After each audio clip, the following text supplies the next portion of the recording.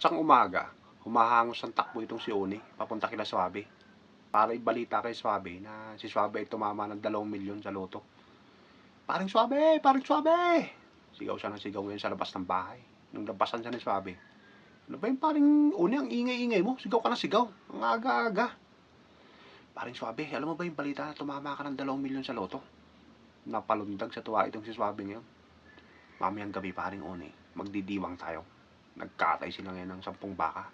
Nagpa-deliver na rin si Suabe ng isang truck na beer. Tsaka siya nag-imbita ng sikat na banda.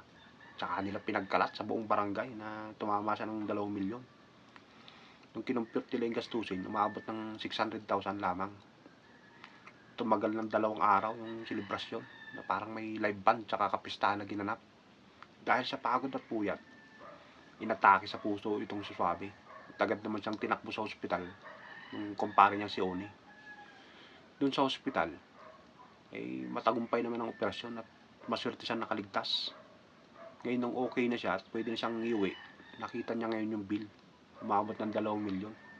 Problemado itong si Suabe.